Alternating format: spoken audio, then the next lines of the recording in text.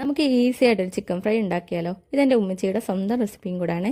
ഒരു ബൗൾ എടുത്ത ശേഷം 1.5 സ്പൂൺ കാശ്മീരി മുളകിൻ്റെ പൊടി, 1/2 സ്പൂൺ ഇഞ്ചി വെളുത്തുള്ളി പേസ്റ്റ്, 1/4 സ്പൂൺ ഗരം മസാലപ്പൊടി, 1/4 സ്പൂൺ കുരുമുളകിൻ്റെ പൊടി, ആവശ്യത്തിന് ഉപ്പ്, 1/2 സ്പൂൺ അരിപ്പൊടി, 1/2 സ്പൂൺ മൈദപ്പൊടി എന്നിവ ഇട്ട ശേഷം ചിക്കൻ ആഡ് ചെയ്ത് കൊടുക്കുക. അതിലേക്ക് ഒരു മുട്ട പൊട്ടിച്ചൊഴിച്ച് കൊടുക്കുക.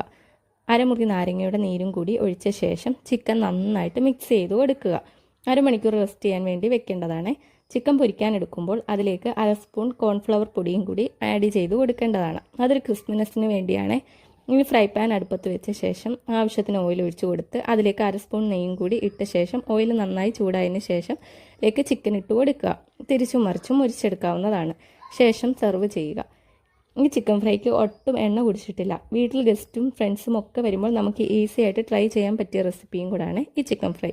വീഡിയോ ഇഷ്ടപ്പെട്ടാൽ ഒന്ന് സപ്പോർട്ട് ചെയ്യണേ. ഇതിൻ്റെ ഫുൾ വീഡിയോ ചാനലിലുണ്ട്.